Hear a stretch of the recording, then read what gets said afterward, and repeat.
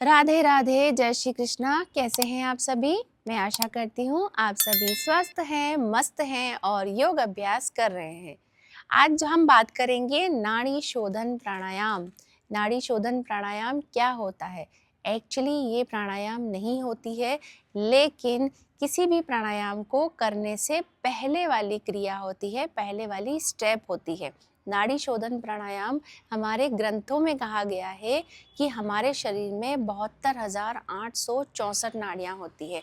तो नाड़ी शोधन प्राणायाम करने से उन नाड़ियों का शुद्धिकरण होता है, और जब नाड़ियों का शुद्धिकरण होता है उसके बाद ही हम बिल्कुल प्रॉपर तरीके से दूसरे प्राणायामों का अभ्यास कर सकते हैं। तो इस प्राणायाम के फायदे क्या क्या होते हैं? नाड़ी शोधन प्राणायाम से नाड़ियों का शुद्धिकरण तो होता ही होता है, प्लस प्राणों का आयाम, यानी कि हम जब नियमित अभ्यास करते हैं तो हम उन प्राणों पर, प्राण अर्थात हमारी श्वास और हमारे प्रश्वास पर कंट्रोल कर सकते हैं। हम इनहेल करते हैं, हम एक्सहेल करते हैं, लेकिन इसके साथ में हम श्वास को रोकते भी हैं। ग्रंथों की भाषा में उसे कहा जाता है कुंभक करना। यथाशक्ति कुंभक करना ही नाड़ी शोधन प्राणायाम कहलाता है।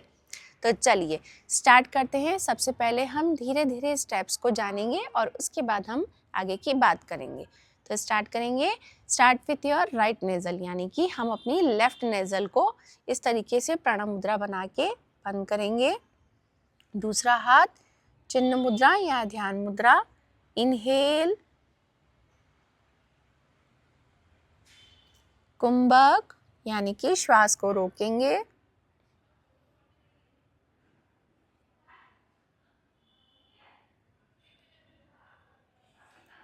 And exhale. और जिस श्वास से हमने एक्सहेल किया है वहीं से हम इनहेल करेंगे। अगेन कुंभक।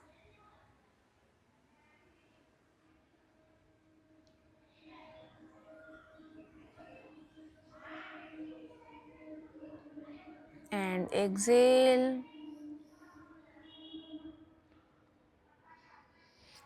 ये पूरा जो हमने सर्कल किया है इसे कहा जाता है एक राउंड पूरा होना। और नाड़ी शोधन प्राणायाम को कम से कम 3 से 4 मिनट तक हमें कंटिन्यू करना रहता है। तो चलिए कोशिश करते हैं कि साथ में मिलकर इनहेल, एक्सहेल और कुंभक यानी कि इन प्राणायामों के तीनों प्रकार को किया जाए। स्टार्ट करेंगे। Inhale, kumbhak, exhale, inhale,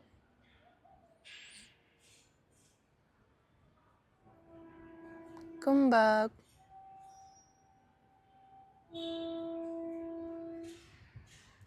exhale, inhale,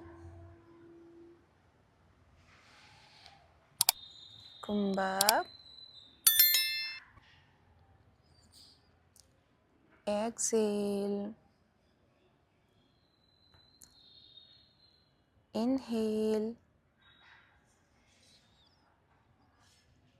कुंभक,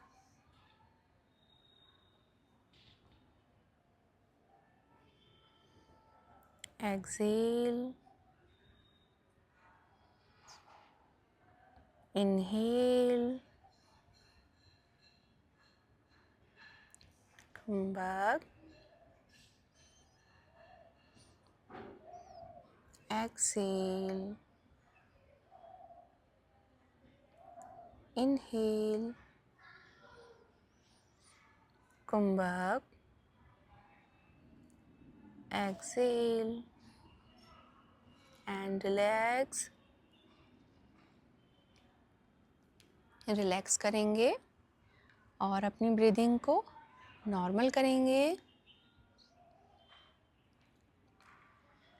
अब बात करते हैं कि ये प्राणायाम है क्या। तस्मीन सति श्वासम प्रश्वासम योगर्ति विच्छेदः प्राणायाम, यानी कि आपकी श्वास और आपकी प्रश्वास को योग करना यानी कि इसका विच्छेद कर देना, योग और विच्छेद कर देना यानी कि आपका आपके प्राणों पर, आपकी श्वास और आपकी प्रश्वास पर कंट्रोल करना ही प्राणायाम कहलाता है। तो ये भी कहा जाता है कि आसन करना बहुत ही आसान है कंपेयर टू प्राणायाम के। 1 से 1.5 मिनट तक आपको आंखें बंद करके एक पर्टिकुलर अवस्था में रहना, ये बहुत मुश्किल रहता है, बजाय कि हम स्ट्रेचिंग कर दें, हम आसन कर दें। आसन करना बहुत इंजॉयबल होता है, लेकिन मानसिक रूप से देखा जाए तो प्राणायाम उससे ज़्यादा फ़ायदा करता है, आपको शारीरिक और मानसिक रूप से तनाव से रहित करता है। तो ये तो हो गई प्राणायाम की बात। अब प्राणायाम कितनी बार करना चाहिए, कब कब करना चाहिए, तो आप इसे दिन में 4 पहर कर सकते हैं। पहर का मतलब होता है 3-3 घंटे के गैप में, हर 3 घंटे में हम कर सकें। अगर हमारे पास टाइम की कमी है, अगर हम नहीं कर सकते हैं, तो हम कम से कम दिन में 2 बारी से, एक सुबह उठते ही और एक रात को सोने से पहले।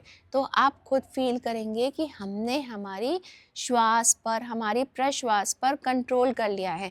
हमारा गुस्सा, हमारा स्ट्रेस, हमारी एंग्जाइटी धीरे धीरे दूर हो जाएगी, क्योंकि हम जब अपने आप से खुद को देखेंगे तो हम फील करेंगे कि मैं कैपेबल हूँ कि मैं अच्छे से डिसीज़न ले सकूँ। अब बात करते हैं कि चतुर्थ प्राणायाम, व्हाट इज़ चतुर्थ प्राणायाम? तो जब हमारा श्वास पर, प्रश्वास पर अभ्यांतर यानी कि स्तंभ वृत्ति यानी कि स्तंभ प्राणायाम जिसे कहा जाता है कुंभक, उसके ऊपर भी जब हमारा कंट्रोल हो जाता है तो हम बात करेंगे चतुर्थ प्राणायाम की, दैट इज़ बाह्य अभ्यांतरा विक्षयाक्षेपी चतुर्थ प्राणायामः, कि जब बाहर की यानी कि श्वास लेने और छोड़ने की प्रक्रिया कुंभक के साथ भली-भांति अच्छे से कर सके तो एक चौथा प्राणायाम होता है जिसे महाप्राणायाम कहते हैं, वो खुद से लग जाता है। यहाँ हमें ये नहीं सोचना पड़ता कि हमने कितनी देर श्वास को रोका, कितनी देर में इनहेल किया, कितनी देर में एक्सहेल किया। आपने देखा होगा बड़े बड़े ऋषि मुनि जो होते हैं वो अच्छे से प्राणायाम जो मुद्रा में बैठे रहते हैं वो अवस्था में, दैट इज़ चतुर्थ प्राणायाम, लेकिन उसके लिए बहुत ज़्यादा अभ्यास की ज़रूरत है। तो आप इस प्राणायाम को खुद कीजिए, आप खुद देखिए कि आपके शरीर पर क्या इफ़ेक्ट हो रहा है। तो योग करते रहिए, प्राणायाम करते रहिए, स्वस्थ रहिए, खुश रहिए और साथ में व्यस्त रहिए। तो आज के लिए इतना ही। धन्यवाद।